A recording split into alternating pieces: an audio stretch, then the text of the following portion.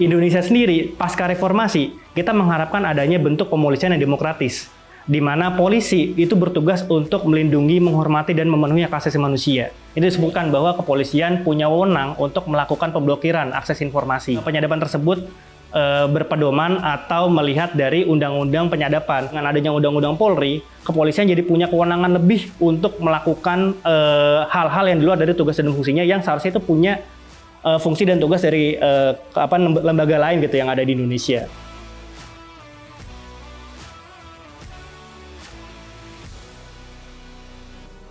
Halo Smart Viewers, selamat datang di Good Talk X Kontras di Binus TV sebagai digital content creator kampus pertama di Indonesia. Hari ini kita berada di kantor Kontras dan akan ngobrol-ngobrol dengan Muhammad Islah Satrio selaku staf divisi riset dan dokumentasi Kontras. Halo Mas Islah. Halo Kak Maya. Apa kabar? Alhamdulillah baik. Baik Mas ya. Semoga selalu baik ya Mas ya. Amin. Semoga teman-teman Smart Viewers juga baik ya untuk menyaksikan ini. Baik. Mas, hari ini kita akan membahas ini Mas. Rancangan undang-undang atas UU nomor 2 tahun 2002 tentang Kepolisian Republik Indonesia yang telah diresmikan oleh DPR RI sebagai usulan DPR RI nih Mas, inisiatif DPR. Bagaimana nih Mas? Berdasarkan pemantauan dan penelitian Kontras, apa yang melatar belakangi wacana hingga langkah untuk merevisi UU Polri? Ya, saat ini memang wacananya sedang bergulir terkait soal revisi Undang-Undang Nomor 2 Tahun 2002 tentang Kepolisian Negara Republik Indonesia, di mana akhirnya itu masuk ke RUU Inisiatif Dewan Perwakilan Rakyat Republik Indonesia. Yang sampai saat ini justru banyak sekali pertentangannya gitu, banyak pergolakannya. Nah, sebetulnya sebelum kita masuk kepada kenapa akhirnya kepolisian atau DPR dia melakukan revisi terhadap undang-undangnya, nah sebetulnya kita harus melihat dulu model pemolisian dari Indonesia sendiri. Apa yang diharapkan oleh warga Indonesia akhirnya untuk bisa mendorong adanya revisi Undang-Undang Polri tersebut. Baik. Di mana ada 3 nih sebetulnya, 3 jenis pemolisian di mana itu berlaku di berbagai negara gitu. Model pemolisian pertama itu ada namanya pemolisian demokratis, di mana polisi atau institusi kepolisian dia bergerak atau melakukan fungsi dan tugasnya itu sesuai dengan norma dan hukum dan hak asasi manusia yang berlaku, baik itu nasional maupun universal. Ada juga model pemolisian yang otoriter, di mana institusi kepolisian dia menganggap norma dan hukum dan hak asasi manusia itu menjadi beban, sehingga dia melewati segala macam norma dan hukum tersebut gitu. Ada juga model pemolisian yang sifatnya tuh krisis, di mana polisi dia punya respon cepat terhadap berbagai tindak pidana yang terjadi di berbagai negara. Nah, itu bisa terjadi ketika negara itu baru terbentuk atau baru bebas dari perang, pasca konflik dan sebagainya, di mana norma hukumnya itu masih minim. Nah, Indonesia sendiri pasca reformasi, kita mengharapkan adanya bentuk pemolisian yang demokratis, di mana polisi itu bertugas untuk melindungi, menghormati, dan memenuhi hak asasi manusia. Itu lewat mekanisme-mekanisme atau instrumen-instrumen hukum dan hak asasi manusia. Nah, melalui situ kita melihat bahwa kayaknya Polri perlu melakukan pembenahan institusional, salah satunya lewat sebenarnya revisi Undang-Undang Polri. Namun, yang menjadi masalah sekarang adalah revisi Undang-Undang Polri itu justru tidak melibatkan masyarakat sipil untuk melakukan pembahasan gitu. Jadi memang latar belakangnya adalah masyarakat memerlukan kepolisian untuk melakukan evaluasi gitu dan pembenahan institusional. Sehingga salah satu caranya itu lewat RUU Kepolisian, RUU Polri tersebut gitu. Jadi itu sebenarnya latar belakang di mana kita perlu untuk melakukan revisi Undang-Undang Polri. Gitu. Baik. Kalau begitu nih Mas, apa saja perubahan yang dicanangkan lewat Undang-Undang Polri tersebut? Ya, sampai saat ini ketika draftnya baru dikirim beberapa minggu yang lalu gitu ya, dan itu terkesan terburu-buru sekali, kita melihat ada beberapa perubahan yang terjadi dalam revisi Undang-Undang Polri. Yang pertama di pasal 14, itu kita melihat bahwa polisi punya kewenangan untuk melakukan pembinaan ruang cyber. Salah satunya di pasal 14 ayat 1 huruf G, itu disebutkan bahwa kepolisian punya wewenang untuk melakukan pemblokiran akses informasi. Jadi itu salah satunya. Yang kedua ada di pasal 14 juga di huruf G, di mana kepolisian punya kewenangan untuk melakukan pengamanan PAM Swakarsa. PAM Swakarsa itu jadi pengamanan swakarsa yang sebelumnya pernah terjadi pada tahun 1998. Itu yang kedua. Yang ketiga itu kita melihat bahwa ada satu pasal juga yang bermasalah, yaitu soal penyadapan. Jadi ada kewenangan lebih atau kewenangan tambahan yang diberikan kepada institusi kepolisian lewat RUU Polri, salah satunya itu penyadapan.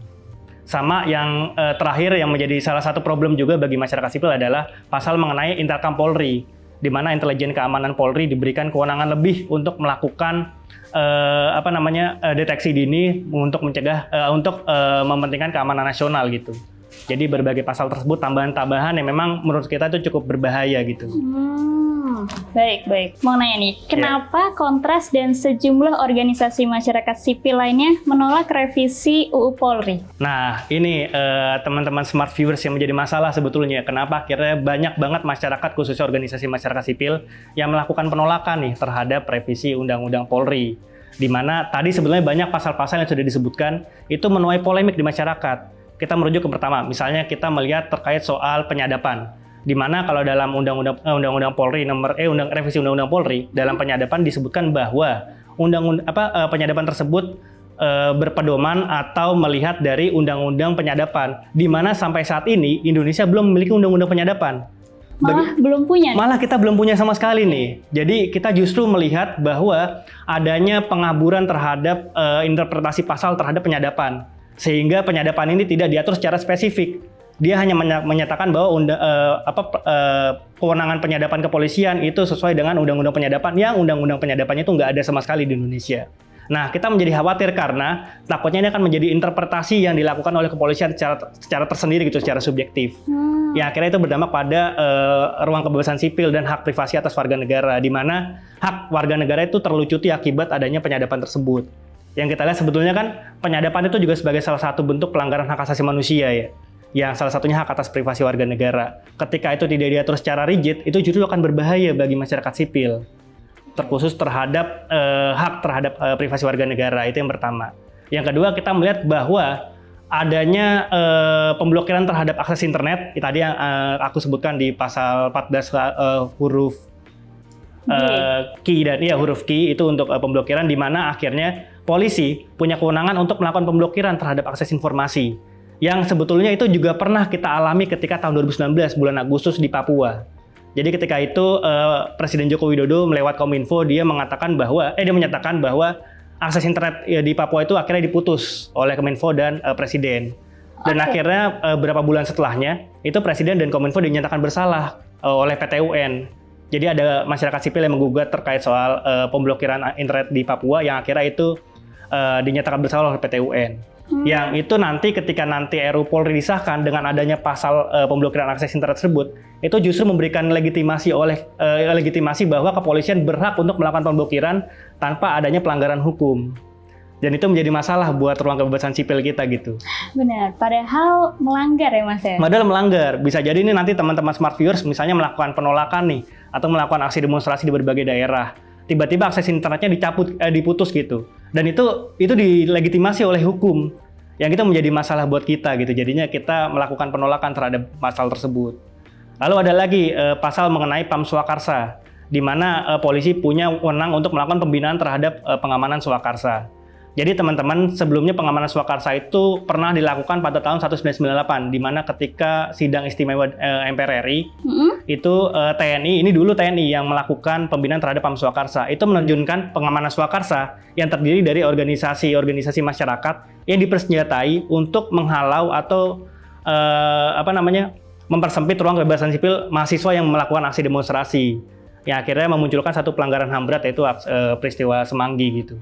Oke. Jadi itu yang menjadi masalah, dan sebetulnya pengamanan swakarsa dilakukan dalam beberapa tahun terakhir, bahkan pada tahun 2004 juga pernah terjadi gitu. Salah satunya di People's Water Forum yang terjadi di Bali pada bulan Mei kalau nggak salah. Dan itu akhirnya terjadi tindak premanisme, tindakan kekerasan dilakukan oleh salah satu organisasi masyarakat sipil di Bali, yang akhirnya itu merugikan masyarakat gitu yang ingin melakukan aksi penolakan dan sebagainya. Jadi itu menjadi masalah juga dalam RUU Polri sendiri gitu. Lalu ada juga mengenai Intelkam Polri, di mana intelijen keamanan Polri punya kewenangan untuk menyelidiki atau mengaudit keuangan dari kementerian atau non-kementerian, di mana akhirnya terjadi tumbang tindih antar tugas dan fungsi dari lembaga atau kementerian di Indonesia gitu. Misalnya tugasnya untuk mengaudit keuangan kementerian atau non-kementerian, itu kan tugasnya PPATK ya. Iya. Namun lagi-lagi dengan adanya Undang-Undang Polri, kepolisian jadi punya kewenangan lebih untuk melakukan hal-hal yang di luar dari tugas dan fungsinya, yang seharusnya itu punya fungsi dan tugas dari lembaga lain gitu yang ada di Indonesia. Berkaitan juga misalnya kepolisian dia juga punya kewenangan untuk melakukan koordinasi dan juga memberikan rekomendasi terhadap berbagai institusi terkait berkaitan soal intelijen gitu. Dan itu sebenarnya kan tugasnya BAIS TNI serta tugasnya dari BIN gitu, Badan Intelijen Negara. Yang itu akhirnya diambil atau dicaplok oleh kepolisian. Yang itu menjadi berbahaya karena adanya tumpang tindih kewenangan yang kita memang seringkali menolak itu gitu. Jadi ada ketidakjelasan antara tugas dan fungsi dari berbagai institusi di Indonesia. Baik. Itu juga menjadi masalah. Dan terakhir sebetulnya kita melihat bahwa berbagai kewenangan tambahan yang diberikan oleh Polri lewat RUU Polri itu tidak sejalan dengan pengaturan mengenai mekanisme pengawasan. Jadi kalau teman-teman baca terkait soal RUU Polri yang udah ada draftnya, itu sama sekali tidak mengatur mengenai mekanisme pengawasan yang efektif. Di mana kita melihat bahwa seringkali polisi menjadi salah satu aktor dominan dalam melakukan tindak kekerasan serta pelanggaran HAM. Kalau Kontras sendiri mencatat pada 5 tahun terakhir nih, dari bulan September 2019 sampai bulan April 2024, itu tercatat ada 3.212 peristiwa kekerasan. Wah, banyak sekali. Banyak sekali yang dilakukan oleh kepolisian. Yang sampai saat ini kita tahu bahwa banyak peristiwa yang tidak diadili secara baik di pengadilan gitu. Misalnya kayak Kanjuruhan, di mana ada lebih dari 135 korban yang mengalami kehilangan nyawa. Lalu juga ada peristiwa di Wadas. Ada juga misalnya kemarin kita melihat ada seorang anak namanya Afif Maulana yang menjadi korban penyiksaan oleh kepolisian, yang bahkan kepolisian sendiri menolak tindak penyiksaan tersebut, dibilang bahwa tidak ada penyiksaan. Padahal jelas banyak luka lebam yang terjadi pada korban tersebut. Yang itu justru meyakinkan kita bahwa polisi itu perlu adanya mekanisme pengawasan yang efektif dan yang ketat, atau kalau kita sebut sebagai oversight mechanism, di mana pengawasan itu harus adakan atau harus dilakukan dari lembaga-lembaga eksternal di luar dari kepolisian untuk mengatur dan mengawasi kinerja kepolisian. Baik. Jadi itu yang menjadi masalah dan akhirnya kita cukup menolak adanya revisi UU Polri karena berbagai kewenangan-kewenangan yang banyak dan eksesif tersebut yang menjadikan lembaga kepolisian sebagai lembaga superbody itu tidak sejalan dengan mekanisme pengawasan yang harusnya diatur di RUU Kepolisian. Jadi begitu sih, kenapa akhirnya kita menolak adanya RUU Polri ini. Baik, Mas Islah.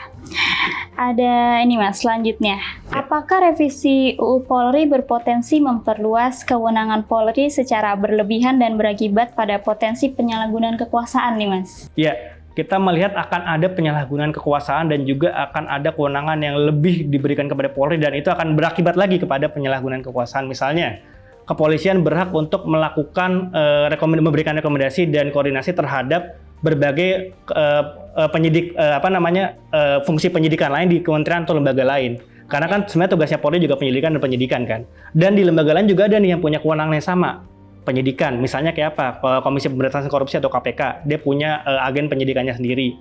KLHK dia juga punya agen penyidikannya sendiri. Ketika RUU Polri disahkan, Polri punya potensi untuk menjadikan lembaga institusi kepolisian sebagai superbody investigator, di mana dia menjadi lembaga penyidik yang paling utama dibanding agen penyidik yang lain. Padahal secara porsi harusnya setara gitu. Namun ketika RUU Polri ini disahkan, akan ada nih satu lembaga yang superbody yang dia punya kewenangan untuk bisa memberikan rekomendasi, bahkan untuk memberhentikan kasus penyidikan yang dilakukan oleh lembaga lain, yang itu menjadi bahaya juga. Wah. Jadi cukup bahaya gitu. Jadi misalnya nih, contoh kasus misalnya kalau memang RUU Polri disahkan, ketika nanti penyidik KPK ingin melakukan penyidikan terhadap salah satu terduga korupsi yang mungkin itu dilakukan oleh anggota polisi, dia bisa jadi anggota polisi juga bisa memberhentikan kasus tersebut karena penyidikan Polri lebih tinggi dibanding penyidikannya dari si KPK. Jadi itu salah satu yang menjadi masalah juga untuk RUU Polri. Baik. Lalu juga tadi tumpang tindih terkait soal tugas dan fungsi dari berbagai lembaga itu juga menjadi masalah juga. Di mana akhirnya Polri tanpa adanya pengawasan yang ketat bisa menyalahgunakan kewenangan yang sangat luas ini. Misalnya mengaudit seenaknya keuangan menteri atau non-kementerian yang terduga misalnya mendukung aksi demonstrasi mahasiswa gitu. Misalnya ada satu kementerian yang secara progresif dia mendukung aksi mahasiswa, itu bisa juga tuh diaudit keuangannya sehingga dia jadi tidak bisa berkutik.